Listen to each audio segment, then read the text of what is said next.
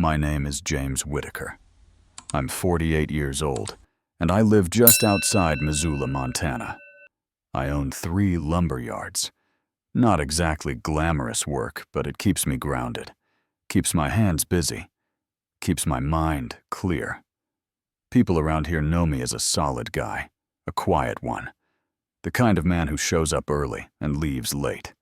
Never had much use for drama, until it found me. You ever sit across from someone you love and realize they're not really there? That they left you long ago, but kept wearing your last name like it was just another jacket in their closet? You ever find a second phone under the passenger seat, the kind with no photos, no messages, no fingerprints? Or open your drink at dinner, look across the table at your wife, and wonder if she smiled just a little too quickly when you took that first sip? Because I did. And when a waiter pulled me aside that night and said, "Your wife just put something in your drink," I didn't scream. I didn't panic. I just smiled and quietly switched the glasses. 10 minutes later, she collapsed. But let me back up. That moment, the one where my hands shook, but my face stayed calm. That was the middle of the story, not the start. The start was much quieter. It begins, like most endings do, with silence. Every morning I open the shop by 6:30. I keep the same mug black ceramic, chipped on the lip that my wife Lena once called tacky as hell. I drink my coffee out back, behind the loading dock, where the sun just starts to cut through the trees. There's something honest about the cold here. You feel it in your bones. It doesn't pretend to be anything it's not. That morning was no different. Steam curled off the coffee like breath in winter air.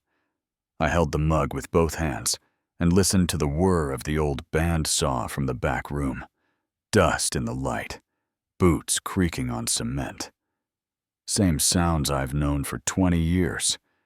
But my heart was doing something different. It wasn't racing. It wasn't panicked. It was waiting, like it knew something was about to break open. Lena had suggested the anniversary dinner the week before, said we needed to reconnect. I didn't argue. We'd been married 13 years, together 15. I thought maybe she was trying. Maybe things were turning a corner. She picked the place, some rooftop spot in Spokane. Fancy, out of character. But I didn't question it. I bought a new shirt, cleaned the truck, even shaved. That night, she looked stunning. Red dress, earrings I hadn't seen since our 5th anniversary. I felt like we were stepping into something fresh. But under all that polish, something didn't sit right. There was a hollowness in her laugh, the kind of politeness people save for bank tellers and Uber drivers, not for husbands. Still, I kept telling myself I was overthinking, that maybe, just maybe, we'd find each other again over steak and wine. Funny how wrong you can be, with someone you've slept next to for over a decade. That morning, sipping burnt coffee behind the shop, I stared into the steam and asked myself a question I couldn't take back. What if she doesn't love me anymore? And worse, what if that's not even the biggest secret she's hiding? I didn't know then just how deep her plan went, but I'd learn. And when I did, I wouldn't raise my voice. I wouldn't make a scene. I would survive. Quietly. Legally. Entirely. Because if you take everything from a man who's already lost, he doesn't fight back. He calculates. And that's where this story really begins. They say people don't change overnight. But I don't think that's true. I think people change in minutes, and we just take months to admit we noticed. The first thing I remember was the phone. Lena used to leave hers face up on the kitchen counter, always buzzing. Texts from coworkers, group chats, memes from her sister. It was part of the noise we both learned to live with. Then one day, it started staying face down. Then locked. Then, password changed. I didn't ask at first. Thought maybe it was a work thing. Or maybe she just wanted more privacy. Which, to be fair, everyone does from time to time. But I noticed. She also stopped talking about little things. Things she used to share without even thinking, like the woman in line at the coffee shop who wore mismatched shoes, or how the office printer kept eating her reports. I used to know what she had for lunch, what song got stuck in her head on the drive home. Now? Nothing. We'd sit at dinner, and I'd do the talking. She'd nod, smile, maybe offer a huh or a wow, then silence. Not cold, just vacant. Like she was already somewhere else. I told myself she was tired. Work had been stressful. Her company was going through some kind of restructure. Maybe she was overwhelmed. That made sense, right? But the silences got longer. She started forgetting things too. Little things. Like the name of a friend she just had lunch with, or that we were supposed to visit my brother on Sunday. She'd smile it off. Oh shoot, I totally spaced. But her eyes didn't match the smile. They looked preoccupied, like her mind was full of something she couldn't let spill. And then there was the glass. Every night when we sat down to eat, even if it was just soup and sandwiches, Lena would wipe the rim of her glass with a napkin before taking a sip. At first, I thought nothing of it. Maybe she saw a spot. Maybe she had a thing about cleanliness. But then I realized she only did it to my glass too. When she handed it to me. When she set it down. When she thought I wasn't looking. It wasn't obsessive. It was careful. Routine. Like muscle memory. And it started bothering me more than I wanted to admit. I didn't mention it. I didn't mention anything. Because once you start asking questions, you have to be ready for the answers. And back then, I wasn't. So I just watched. Watched her slide her phone into her purse like it held state secrets. Watched her pull further away with every polite kiss on the cheek. Watched her turn into a stranger, wearing my wife's skin. The scariest part wasn't the distance. It was how normal it had all started to feel. Like I'd somehow adapted to being invisible. Like this new version of her guarded, quiet, absent was just the next phase of marriage. But something in me was still awake. Something that noticed. And soon, that something would save my life. It wasn't always like this. There was a time when Lena made everything feel light, effortless, like waking up with sunlight already in the room. I still remember the first time we laughed until we couldn't breathe. It was a Tuesday, cold and wet. The kind of day where Montana looks more like a soaked flannel shirt than a postcard. I was still working on the floor back then. No management, no offices. Just loading logs and tuning the saw. That morning, I'd split the skin between my thumb and finger, trying to lift a frozen pallet. Lena showed up during my lunch break, hair tucked under a knit cap, holding a Tupperware container full of soup.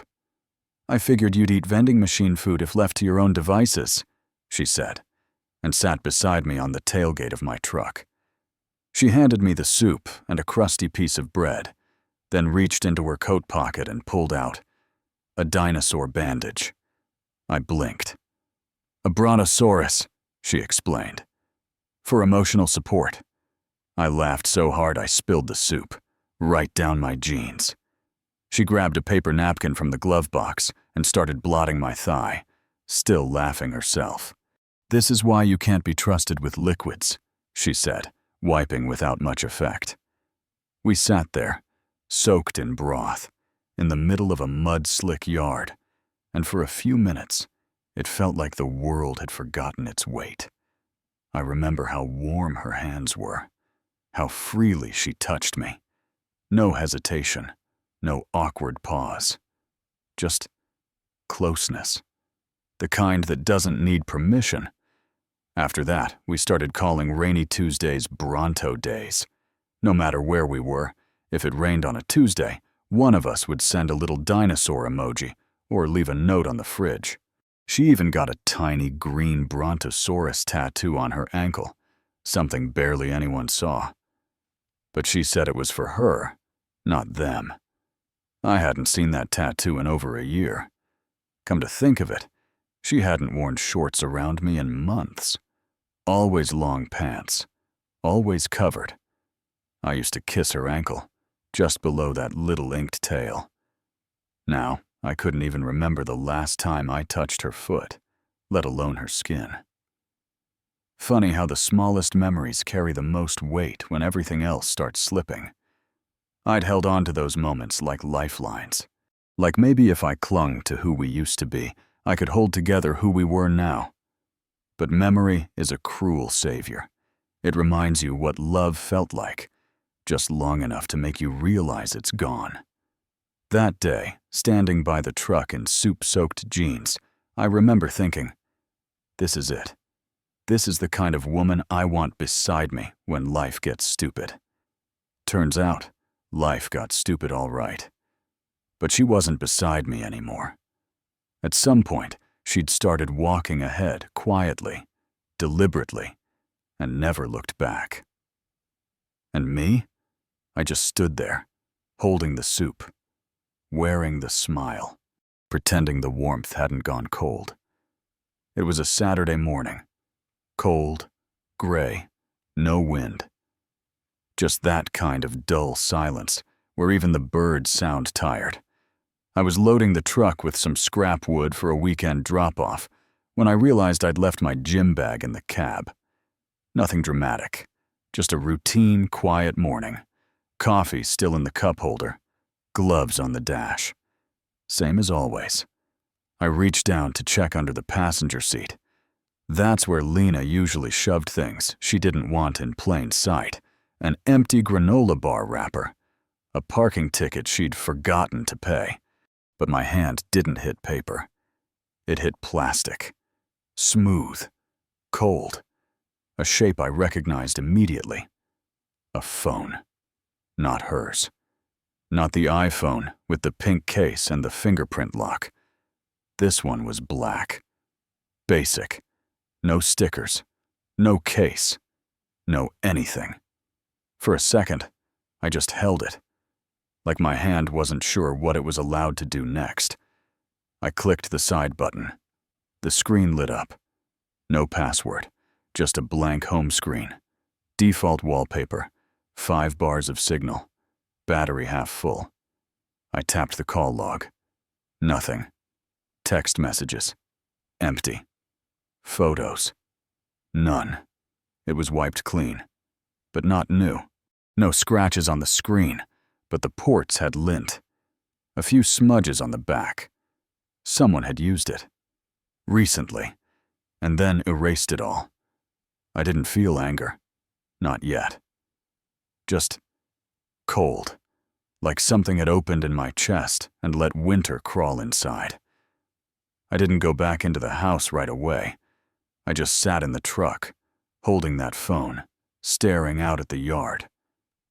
There's a certain kind of quiet that only shows up when you realize your life isn't quite yours anymore. That someone's been living a whole other version of it behind your back.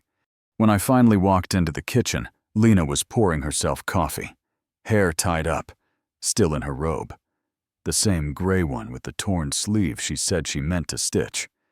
She looked up, saw the phone in my hand, and didn't blink. "What's that?" she asked. Casual. Calm, like I was holding a set of keys. "Found it under your seat," I said. She shrugged. "Oh, that's just an old one I use for conference calls sometimes. Forgot it was in there." Her voice didn't waver. Her hands didn't fumble. It was a performance so smooth, it made me pause. "Conference calls," I repeated. "Yeah," she said, turning back to the counter. "I keep it separate from my personal phone. Cleaner that way. Company policy." I stood there for a few more seconds, waiting for her to say something else. Maybe a joke, maybe a sigh, maybe a single crack in the wall. Nothing. Just the hiss of the coffee pot, the distant hum of the fridge. I nodded, said, "Okay," then walked upstairs. That night, I couldn't sleep. I lay beside her, staring at the ceiling, wondering how many versions of Lena existed, and how long I'd been living with the wrong one. The phone sat on my nightstand, still blank, still silent. But it said more than she ever did. And in that moment, I understood something I hadn't wanted to admit. Secrets don't need to speak. They just need to sit quietly until you trip over them. Some lies are loud, others whisper. This one barely breathed. It came folded into the pocket of Lena's wool coat, the one she wore when she said she had to fly out for a company retreat. 3 days in Seattle, workshops, team bonding, hotel coffee, and name tags.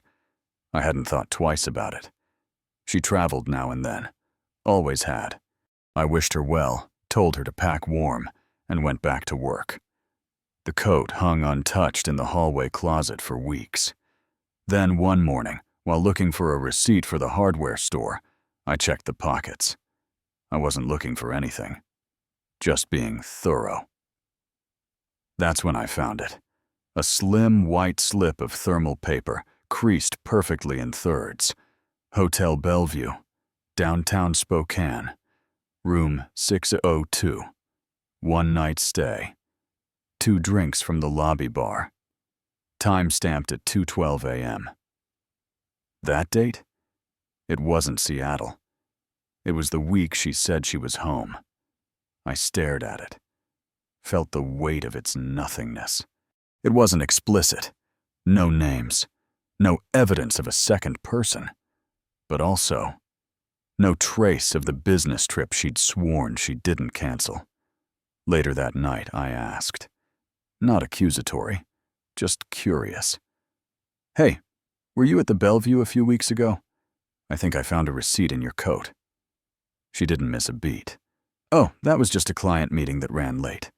Some of the team went out for drinks, and I didn't feel like driving back that night. It was safer to stay. You know how those nights get." A smile. Quick. Comfortable. I nodded. "Who was there?" I asked, careful with my tone. She blinked, like she didn't expect the follow-up. The usual group. Jen, Kyle, Marcus." I nodded again. "From your floor?" She hesitated, just half a second. "Yeah." I let it drop. But here's the thing about a half second. Once you notice it, you can't unnotice it. And the time stamp 2:12 a.m. kept echoing in my head. No client dinner lasts that long. Not in Spokane. Not on a weeknight. Not when the people she mentioned lived within 15 minutes of home. That receipt was like a doorway cracked just wide enough to see there was something on the other side. I didn't confront her. I filed it away. Because when you're chasing the truth, patience is sharper than confrontation. And the longer I waited, the more cracks began to show. She thought she was being careful, but she forgot. I wasn't trying to catch her. I was just watching. It was a Thursday. I remember because it was garbage night, and I'd already dragged the bins to the curb by 7. I made leftover chili, poured myself a beer, and watched the second half of a basketball game I didn't care about. Lena said she'd be home by 9. She walked in at almost midnight. Hair loose, heels in one hand, eyes a little too wide, like she'd had to pretend too hard for too long. She looked surprised to see me still awake. "Oh, hey," she said, setting her purse down. "You're up?" I looked at the clock, then at her. "Thought you'd be home earlier." She smiled easy, practiced. "Lost track of time. We were celebrating the new client. I told you, right?" I nodded slowly. "Which client?" The restaurant group, Bryant and Hill. She said it too fast, like a name she had rehearsed but didn't believe. I didn't press. I just asked, "Who drove?" She blinked, just for a second. Tasha. You remember her? From accounting. Tasha, the same woman Lena once said didn't drink. Hated crowds. Left every party before dessert. But I nodded. "Glad you're safe." She smiled again. "Of course." Then she went upstairs. No kiss. No questions about my night. No explanation that reached beyond surface level. That was the first night I didn't sleep beside her. Not physically, we were in the same bed. But my mind was already somewhere else. It kept repeating her tone, her blink, her easy smile. That night, I took out an old notebook, the kind I used to track truck maintenance years ago, and I started writing things down. Not as evidence. Not yet. Just to see it on paper. To know I wasn't imagining the shift. Thursday, March 2nd. Home at 11:54 p.m. Hair down. Heels off. Lipstick smudged. Said, "Client celebration." Driver. Tasha. Underlined twice. Didn't ask about my night. I didn't know why I needed to record it. But something in me whispered, "You'll want to remember this." So I did. There's a strange kind of heartbreak that comes from watching someone keep showing up. Just not for you. Lena never left in the dramatic sense. No suitcases. No slammed doors. No shouting in the driveway. She was still there every morning. Still made coffee. Still kissed my cheek on the way out. Still smiled when I asked how her day was. But the smile was different. The kind that says, "You're not supposed to notice I'm not really here." She dressed sharper than she used to. Not sexy. Not flashy. Just intentional. Like someone going to a meeting they had to win. Her heels got higher. Her blazers more fitted. Her perfume changed, no longer floral and soft, but sharp, like citrus and steel. I asked once, "New scent?" She said, "Yeah, something cleaner. Grown up." Grown up. I nodded. Said nothing. Most mornings I'd hear her getting ready before my alarm even went off. Blow dryer humming behind the bathroom door. Closet doors opening, closing, pausing. Like she was weighing her options not just by look, but by what they said. She used to wear my old flannels around the house. Now, she wore pressed joggers and fitted zip-ups clothes that said I'm in control, even when I relax. And her phone, always nearby, always face down. I once reached for it by reflex, just to move it so I could set down the groceries. She slid it away without looking up. Not defensive, just automatic. That's what scared me more than anything. Not the lie. The fluency. The way her entire routine had been restructured around secrecy, so smooth, so polished, it didn't even look like hiding anymore. We still ate together. We still had conversations. But they were bullet points, headlines, polite exchanges with no emotional gravity. "Long day?" I'd ask. "Mm-hmm," she'd say. "Yours?" "Busy at the shop. Truck stalled again." She would nod. "You'll figure it out. You always do." It wasn't unkind. That's what made it harder. She wasn't cruel. She wasn't cold. She was just elsewhere. And every time I looked at her, at the way she moved, spoke, held her fork like she was on stage, I realized I was watching a performance she'd perfected. She smiled like someone being watched, even when it was just the two of us. And I started to wonder, who was the audience? Because it sure as hell wasn't me. I think the hardest part of drifting isn't the distance. It's realizing they've been rehearsing their exit while you were still memorizing your lines. She played the part of my wife. Every morning. Every night. But the woman I married? She left the stage a long time ago. Every morning, I drink from the same black ceramic mug.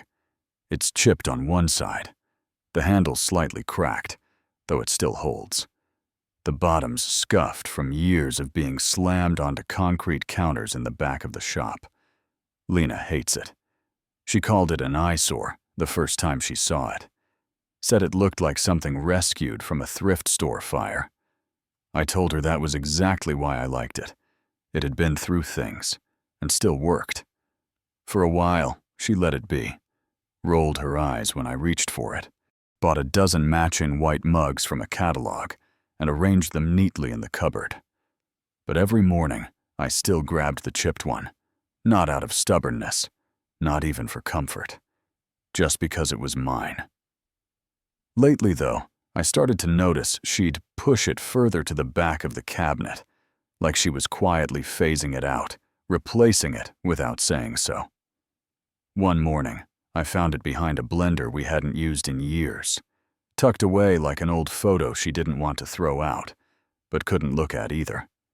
I stood there, holding it, and felt something cold settle in my chest. It wasn't about the mug. It never is. It was the slow, quiet way she'd started removing me from her world. Not in grand gestures, but in edits, in rearrangements. The music she played while cooking different now. Jazz instead of folk. The art she hung in the hallway, muted grays. No more color. The sheets, Egyptian cotton. She said the flannel ones made her itch. Nothing loud. Nothing hostile. Just new. Chosen without me. It's strange, realizing someone isn't trying to leave you. They're just building a life you're not included in. And they're doing it so quietly, you almost thank them for staying. That morning, I sipped my coffee alone out back, watching the sky bruise toward daylight. The mug was warm in my hands, cracked handle resting against my fingers, like a quiet reminder. I wasn't part of her new set. I was the thing she no longer displayed, but hadn't thrown away yet. Not out of love, out of habit. And habits, no matter how sturdy, only last until something newer, shinier, and easier takes their place. It was a Tuesday evening when she brought it up. I was rinsing dishes. She was scrolling on her phone, legs folded up on the couch, eyes unfocused. "Hey," she said, not looking up. "How do you feel about dinner in Spokane this weekend?" I paused. Spokane wasn't far, but it wasn't our usual either. We hadn't driven out there just to eat. Well, ever. "What's in Spokane?" I asked, keeping my voice even. "There's this rooftop place, Veritas. One of the girls at work went and said it was amazing. City view. Kinda romantic." Romantic. That word used to mean something between us. Now it just felt staged. I wiped my hands on a dish towel, studying her face. She wasn't smiling, not really. Just wearing the expression people use when they pitch something they already bought tickets for. "Anniversary's next week," she added, like an afterthought. "Figured we could do something early, before your schedule gets nuts again." She knew it wasn't my schedule that was the problem, but I nodded anyway. "Sure. Why not?" She tapped a few things into her phone and said, "I'll make a reservation." Just like that. Not, "Want me to check availability?" Not, "Let's see if it works for you." Just, done. I should have asked more. Why there? Why now? Why so certain? But I didn't. Because by then, I'd already started keeping score in silence. Not out of spite, but out of necessity. And this felt like something worth writing down. So that night, after she went to bed, I opened the notebook again. Tuesday, March 7th. Lena suggested dinner in Spokane. Said rooftop. Veritas. Anniversary. Reservation made instantly. Didn't ask if I had plans. Tone. Rehearsed. I underlined that last word twice. Rehearsed. Because whatever this dinner was, it didn't feel like a celebration. It felt like a scene. Veritas sat 12 stories above the city, tucked into the rooftop of some newly built glass box. The kind of place with menus that don't list prices and servers who memorize your name like they've known you since college. We got there just before sunset. The sky was still lit, but fading pale gold bleeding into deep blue. From up here, you could see the rooftops tilt toward the horizon, and traffic below looked like slow-moving lights on a conveyor belt. Lena stepped out of the truck and adjusted her coat without saying a word. Her dress clung like water red, satin, deliberate. It was the kind of dress people notice, the kind meant to be seen. She hadn't worn anything like that in years, not for me anyway. Her heels clicked against the stone floor as we were led to our table near the edge of the terrace, a candle already lit, cloth napkins folded like origami, wine glasses tall enough to reflect the skyline. She sat across from me with practiced grace, smoothing her dress and crossing her legs just so. Her hair was pinned up tight, elegant, not a single strand out of place. I hadn't seen her like this since maybe our 10th anniversary? Maybe never. She looked incredible, but also inaccessible, like a portrait flawless, untouchable, and not for me. The waiter arrived. Young, polite, barely 20. He handed us menus and poured the water. Lena smiled up at him, soft and cool. Then she turned to me. "Happy early anniversary." I smiled back. "You look beautiful." She laughed, just once. Well, that was the idea. The menus were filled with things I couldn't pronounce. I picked something safe. Steak, medium rare. She ordered the sea bass. No appetizer, no dessert, just the main course and a drink. "Martini. Dirty," she told the waiter. I ordered my usual whiskey. Neat. She raised an eyebrow. "Since when do you drink whiskey?" I shrugged. "Since tonight." She smiled again, but it didn't touch her eyes. There was something in her posture, how straight she sat, how rarely she blinked, that didn't match the moment, like she was waiting for a cue I hadn't given. We made small talk, or at least, I tried. I asked about her week. She offered one-word answers. I joked about the wine list. She fake laughed, glanced at her phone, then flipped it face down. The air between us felt too still, like the table knew something I didn't. I looked past her, out at the skyline. Beautiful, cold, unreachable. Then I looked back at her, at the makeup, the hair, the way her hands rested so lightly on the stem of her glass. She was glowing, yes, radiant even, but none of it felt real. Not the way she dressed, not the way she moved, not even the way she looked at me. It was all too perfect, too prepared. And in that moment, I realized something that made the back of my neck prickle. She hadn't dressed up for me. She'd dressed up for the story. And I was just another character in a scene I hadn't written. About halfway through dinner, I told Lena I needed to step away and return a message from the shop. She nodded, too quickly.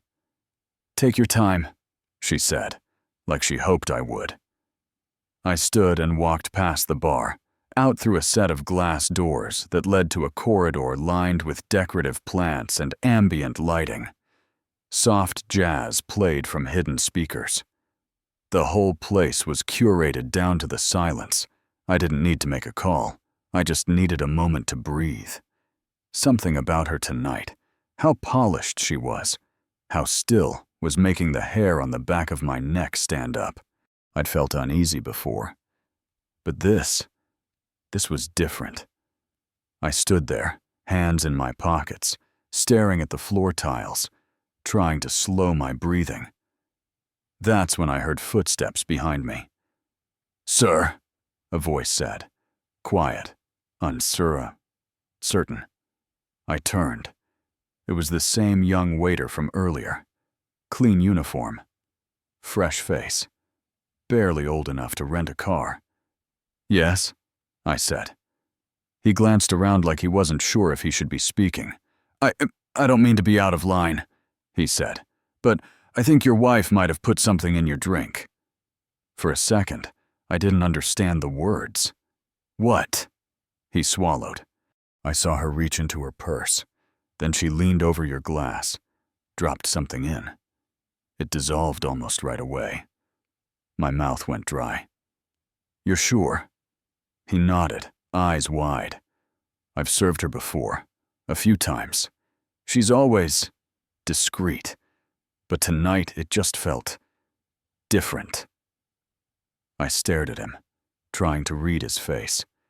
He looked nervous, not dramatic, not like someone making a scene.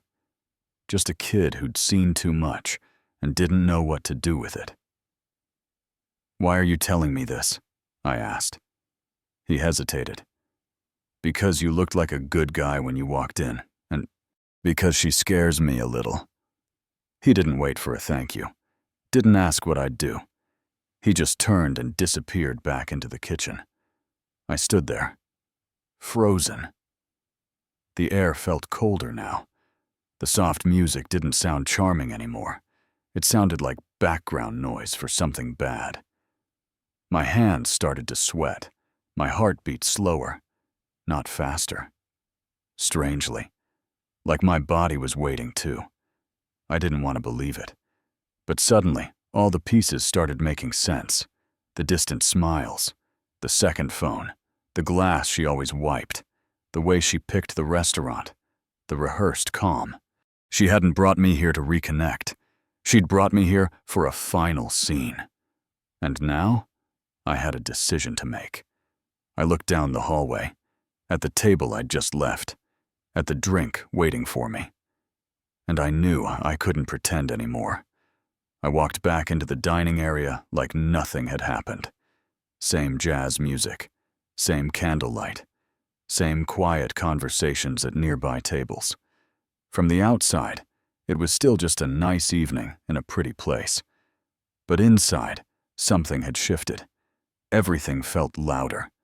The clink of silverware, the scrape of a chair leg, the way the wind moved past the glass railings. I spotted Lena at our table. She hadn't touched her food.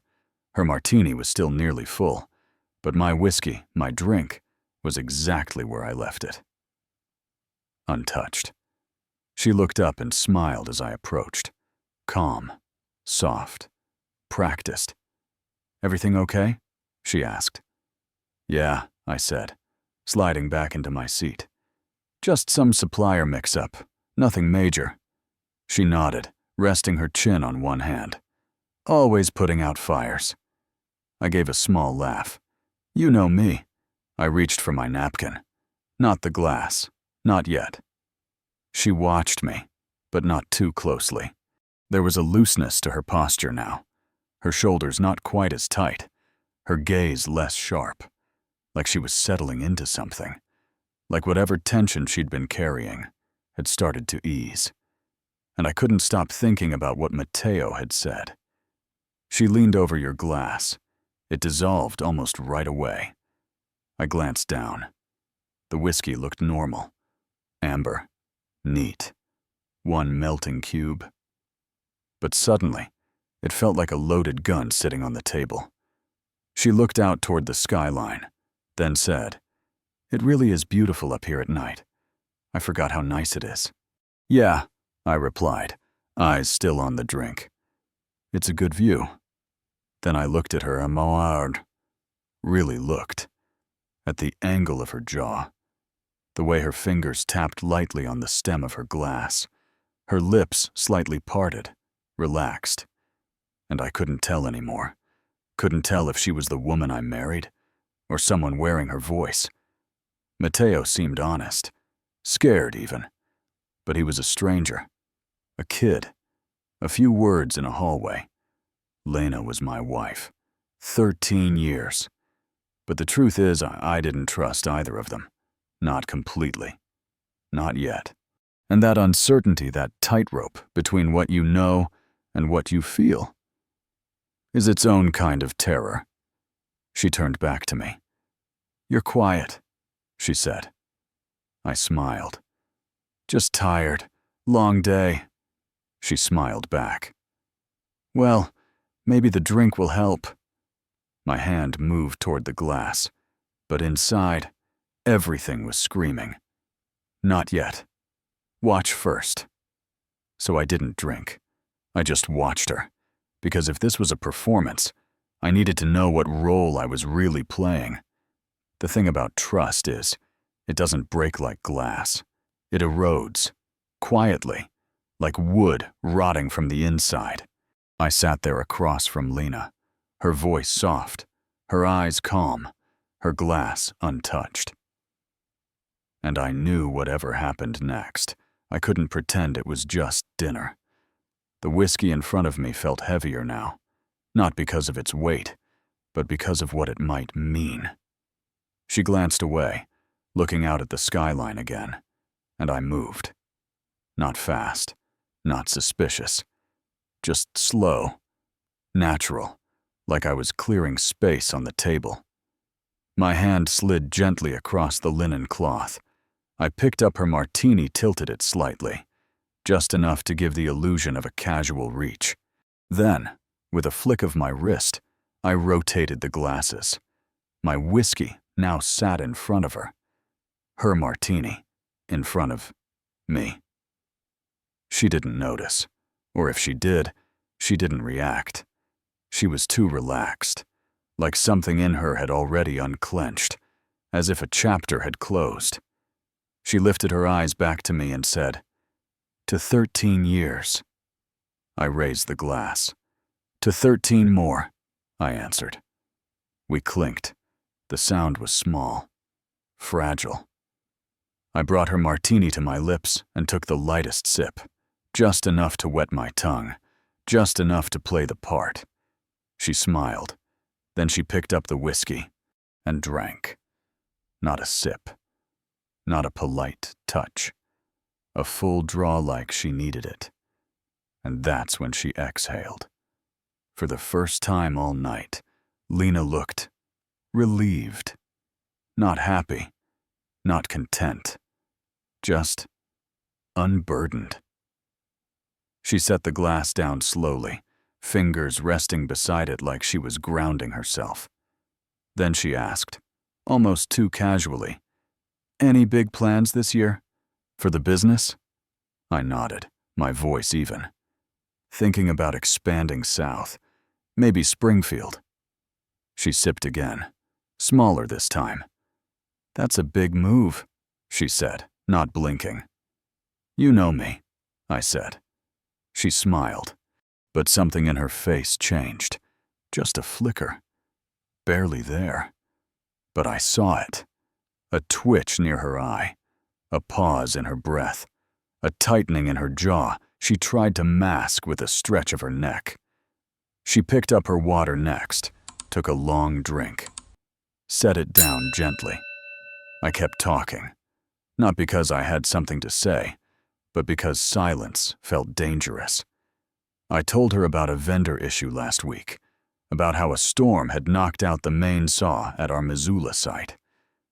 She nodded, chimed in once or twice, but her attention, it was drifting. Her eyelids fluttered. Her fingers fidgeted. Then she stilled. "I think I'm just tired," she said quietly. I leaned forward slightly. "Want to head out soon?" She nodded, slower than usual. Yeah, maybe." But she didn't move, just sat there, staring into the middle distance. And all I could think was, did I just do the right thing? Or the worst thing imaginable? Because if Mateo was wrong, if she hadn't done anything, then I'd just poisoned my wife. But if he was right, then she'd just drunk the ending of her own plan. And either way, we weren't leaving this table the same. She sat across from me, glass empty now. Her shoulders slumped just slightly, barely noticeable to anyone else. But I knew her posture. I knew the way she carried tension. And I knew this wasn't how she relaxed. This was how she lost control. She blinked slowly, once, twice, then again, like her lashes were too heavy. "Is it warm out here?" she asked, voice a little off. "I feel warm." I looked at her, really looked. Her pupils were wide, her breathing shallow. A film of sweat had begun to rise on her forehead, just along the hairline, glistening beneath the lights. "No," I said, "it's not warm." She nodded, then laughed short, forced, almost confused. "I'm fine," she said. "Just a little dizzy. I didn't eat much today." She tried to sit up straighter, but her hand knocked over the water glass. It hit the table with a soft thunk and rolled toward the edge. She didn't move to catch it. I did, and in that moment, I knew. She hadn't planned to walk out of here tonight, not on her own 2 feet. Whether it was a sedative, a paralytic, or something worse, I didn't know. But I knew what I saw. She had served me a plan, and now she'd swallowed it herself. Her hand reached out, grasping at the air between us. Not for me, just to find something stability maybe. Reality. "James," she whispered. I stood. No panic, no shouting, just movement. I turned to the nearest server, lifted my hand, and said calmly, "Get help. Now." He froze, but only for a second. Then he ran. I turned back. Lena was slumped sideways now, elbow sliding off the edge of the table, her head tilted, hair coming loose from its pins. One earring had fallen into her plate. I caught her just before she hit the floor. Her body was limp, boneless. No resistance. Just dead weight and silk. "Lena," I said, kneeling beside her. "Stay with me." Her eyes fluttered, half open, not seeing. Other diners were starting to notice now. Gasps, forks dropped, chairs scraped back. But I barely heard them. The only thing I could hear was the pounding in my own chest. Mateo appeared, out of nowhere, with a cold towel and a phone in his hand. He pressed the towel to her forehead, voice calm but urgent, as he spoke to the 911 operator. "She's breathing," he said to me, low, but barely. I nodded. "Thanks." I didn't know what else to say. An ambulance arrived 7 minutes later. They loaded her onto a stretcher. Tubes, straps, a mask. She didn't open her eyes again. They asked if I wanted to ride with her. I said no. I followed in my own truck. I needed that drive. I needed to breathe, away from her. Because sitting in that candle-lit restaurant, watching the woman I once loved fall into the trap she built for me, I didn't feel triumph. I didn't feel guilt. I felt cold. The kind of cold that comes when everything you thought was true finally stops pretending. The ER was cold. Not in temperature, though it was that too, but in feel. Sterile. Humming. That low fluorescent buzz that fills the gaps where real thoughts are supposed to go. I sat in a vinyl chair across from the trauma bay. The seat creaked every time I shifted, but no one looked up. They were all too busy with their own emergencies, their own endings. I held my wedding band in my hand, rolled it between my fingers, watched the gold catch the light. It felt like a coin now, a token from a version of me that didn't exist anymore. The hallway smelled like antiseptic and burnt coffee. A nurse passed with a clipboard. A man wheeled by under a blanket, groaning softly. But I didn't move. I just kept replaying it. Her voice, her glass, her smile before the sip, and the look in her eyes. Not fear, not guilt. Relief. Like she had finally done it. Finally crossed some finish line I didn't know we were racing toward. I don't know how long I sat there. Eventually, a man in scrubs came through the double doors. Mid-50s.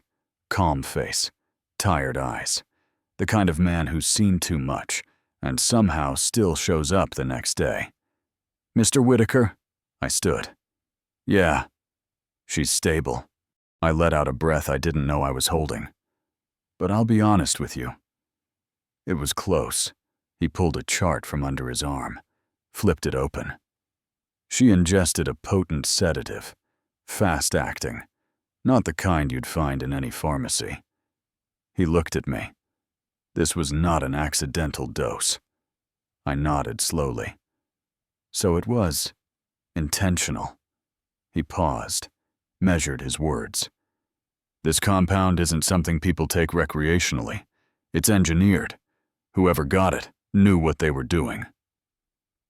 I didn't say anything at first, just stared past him, through the window into the trauma bay, where Lena lay, hooked to machines. The same woman who used to fall asleep with her head on my chest, now unconscious behind a curtain of consequences. The doctor lowered his voice. "Do you know how she might have come into contact with something like this?" I hesitated. Then, quietly, I said, "I think I was supposed to be the one in that bed." His expression didn't change, but he nodded once, slowly. "You'll need to speak to a detective," he said. "We've already started the report. Toxicology's confirmed the substance. Protocol requires law enforcement involvement." "Of course." He gave a small, tired smile. "Take your time. Someone will be with you shortly." Then he walked away, leaving me standing alone in a hallway that suddenly felt even colder than before. I sat back down, still holding the ring, still turning it in my hand, and all I could think was, she looked me in the eyes and handed me a drink, and I loved her enough to almost believe it was still love. I didn't go home that night. I went to the office, not the front desk, the back room, where we kept the old files, the contracts, the stuff nobody ever looked at, unless something was seriously wrong. I sat down, turned on the desk lamp, and opened Lena's folder. She'd always handled the paperwork. Taxes, retirement accounts, legal filings. Said it made her feel useful. Said she liked keeping things tidy. I'd believed her, trusted her, let her sign on my behalf more times than I could count. So I started checking. Bank statements first, then the power of attorney forms, then anything she'd notarized in the last 2 years. That's when I saw it. My name. My signature. But not my hand. A document filed just 2 months ago giving Lena limited control over my financial decisions in the event of temporary cognitive impairment. Then another, dated just 4 weeks ago, granting her full power of attorney if I were hospitalized or sedated. I stared at the lines, the signature that mimicked mine with eerie precision. She hadn't been planning an affair. She'd been planning a takeover. She'd forged my name, filed it quietly, buried it among old refinance records and car titles. I opened the email archive next, typed in a few keywords. Estate, authorization, account transfer. There it was. A draft she'd sent herself from my account, one I hadn't touched in over a year. Attached was a form to initiate liquidation of stock, pre-filled, ready to submit. All she needed was a reason I couldn't say no, or couldn't say anything at all. I closed the laptop, sat in silence, and finally said it out loud. She was going to erase me. Not with hate, not with violence, with paperwork, with timing, with just enough trust left to not look twice. It was brilliant and heartless and almost worked. Almost. For months, I thought she was having an affair. All the signs were there: late nights, secretive texts, cold detachment. I thought she had fallen in love with someone else. Turns out, there was no other man. Just debt and desperation. The next morning, I got a call from someone I barely remembered, Dana. She worked with Lena. We'd met once at a holiday party years ago. Her voice was shaking. "I probably shouldn't be calling you," she said, but I didn't know who else to tell. I didn't say anything. Just waited. "There's been an internal review," she continued. "Lena's department. They're missing money. A lot of it. Shell companies. Forged invoices. The whole thing's unraveling." I closed my eyes. Then she added something that twisted the knife. "This morning, someone from compliance said Lena filed a document recently. Power of attorney. Said it gave her control over someone's estate if they were incapacitated. I think it was you, James." I didn't speak, just tightened my grip on the phone. "She wasn't cheating," Dana said. "She was cornered." I hung up, opened my laptop, dug deeper. What I found confirmed it all. Overseas wire transfers, business accounts in her name, transactions moving fast, like someone trying to get everything out before the floor collapsed. Lena hadn't fallen in love with someone new. She'd fallen into a hole, and instead of asking for help, she looked at me like a solution. Not a partner, not a husband, just a name, a set of assets, an obstacle to remove quietly. And that realization, that hurt more than any affair ever could. I met with Clara 3 days later. She came highly recommended business litigation, estate law, fraud recovery. The kind of attorney who didn't advertise, but never lost a case worth fighting. Her office was neat, understated. Mahogany shelves, pale walls, no flashy degrees on display, just a brass clock ticking steadily behind her desk. I brought everything. The forged documents, email printouts, bank transfers, a copy of the second phone's data, what little I could pull. She read in silence, didn't ask for explanations.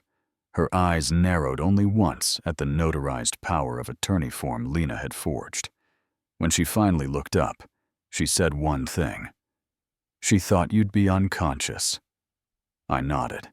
Clara leaned back. "This wasn't sloppy," she said. "It was surgical. Smart timing. Just enough legal structure to look legitimate. If she'd succeeded, the transfers wouldn't have raised red flags for weeks, maybe months." I exhaled. "How do we stop her?" "We don't," she said, "because she already failed."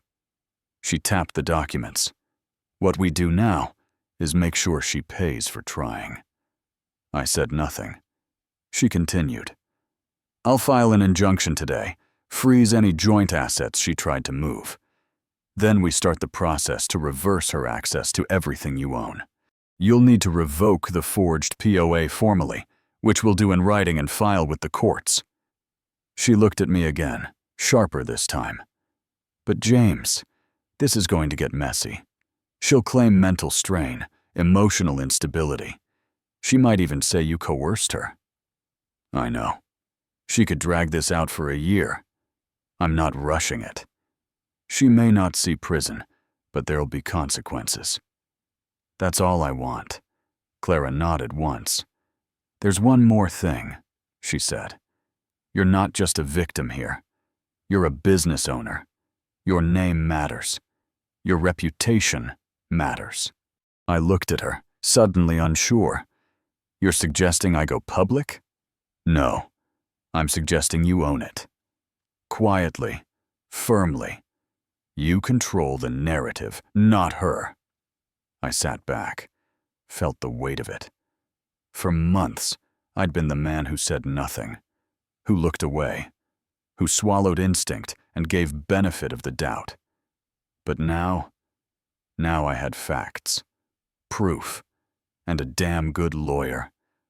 Clara smiled slightly, like she saw it too. You're not powerless, James. She just made you believe you were. That was the first moment I started to believe it myself. Clara didn't waste time. The Monday after Lena's arrest, we met again. Her office now stacked with folders, exhibits, legal code printouts. She moved like someone who knew exactly what threads to pull. "This is what we're filing," she said, sliding over a draft. Count 1. Attempted administration of a controlled substance with intent to incapacitate. Count 2. Forgery of legal documents under state and federal statutes. Count 3. Fraudulent abuse of financial trust, classified as a white-collar felony. I read them once, then again. Each word felt clinical, distant, but each one was true. Clara pointed at the evidence tags. My notarized signature, the forged email trail, the lab report confirming the sedative found in Lena's system. "This isn't speculation," she said. "It's a pattern, a design, and it's all here, down to the time stamp on the drink order." I nodded slowly. "Will they prosecute hard?" I asked. "They already are," Clara replied. "The DA doesn't like cases that go viral, but they hate being lied to even more. Lena tried to stage it as a stress-induced breakdown. But your documentation, the clean timing, and the toxicology report, it's airtight." She paused. "And James, don't ever feel guilty for bringing it forward. You didn't destroy her. She made her own map." I didn't reply. Not because I doubted her, but because, in that moment, I understood. Justice isn't about punishment. It's about acknowledgement. And now finally someone was willing to write it down. I didn't rebuild everything right away. I didn't sell the house, didn't change my number, didn't shave my head, or take some road trip to find myself. I just went back to the shop. First, it was just to check on inventory. Then I started fixing small tools that hadn't worked in months. Cables that had frayed with age. I didn't talk much, just kept my hands moving. There was something healing in the noise, the clang of metal, the hum of sanders, the smell of sawdust and oil. And one morning, I called Mateo, the waiter from Spokane, the kid who changed everything with 8 words. "I think your wife put something in your drink." I'd tracked him down through the restaurant manager, asked if he was still working nights. He said he was, but barely. He wanted out. Said he was good with schedules, tech, and staying out of trouble. I offered him a job the next day. At first, it was just logistics, deliveries, inventory, some customer emails. But he picked things up fast, faster than I expected. Turned out, he was sharper than most guys twice his age, and humble. Didn't ask about Lena, didn't push when I was quiet. Just showed up, learned fast, and got the work done. Every Friday, we'd finish early. Sit on crates in the back with coffee mine black in the old chipped mug Lena once called tacky, his loaded with cream and sugar. One day he looked at me and said, "You ever think about what would have happened if you drank it?" I didn't flinch. "I used to," I said. "Now I just think about what didn't happen." He nodded, then said something I'll never forget. "People always call guys like me brave for speaking up. But truth is, it was scarier not to." That hit me harder than anything Lena ever said. Because I realized he was right. Silence is easier. It's safer. But sometimes it's the most dangerous thing you can choose. I didn't survive because I fought. I survived because I finally listened to instinct. to a stranger, to that small voice that said something's not right. Now, every morning, I show up to the shop at 7, roll up my sleeves, wipe down the bench, breathe. There are still quiet moments, sometimes bitter ones, but they're mine now. And piece by piece, I'm building something again. Not what I had, but what I need. Not revenge, not victory, just life. The kind that doesn't need to scream to be real. They asked me to speak at a local men's support group, just a Tuesday night. Small rec center, 12 folding chairs, weak coffee in styrofoam cups, and a dusty flag in the corner. I almost said no. What was I supposed to tell them? That I got played? That I missed every red flag? That I, a grown man, didn't fight back until the poison was already in the glass? But I went. Not because I wanted to be some kind of hero, because I wished someone had done it for me, months earlier, when the phone started turning face down, when the laughter left the room, when the quiet started to feel like a wall. I stood up, hands in my pockets, told them my name, told them what I used to do, what I almost lost, and what I'd come back from. No drama, no sensational details, just the truth. I told them about the dinner, about the switch, about how silence isn't safety. It's a fog that makes you walk off cliffs. I saw some of them nod. Some looked down. One guy, mid-40s, wedding band off, but still leaving a tan line, just stared straight ahead. I didn't push, didn't preach. I just said, "You're not crazy for noticing small things. You're not weak for hesitating. You're not less of a man because someone you trusted used that trust as a weapon." And then I said, "Talk. To someone, to anyone, even if your voice shakes, even if it feels small. Because silence isn't strength. It's a cage." When I sat back down, the guy with the wedding ring tan line gave me the smallest nod. That was enough. I don't tell this story for applause. I tell it so, maybe, just maybe, someone else won't wait as long as I did. Justice doesn't always roar. Sometimes it speaks softly. Sometimes it starts with, "I think your wife put something in your drink." And sometimes it ends with freedom, not from them, but from the fear that kept you quiet.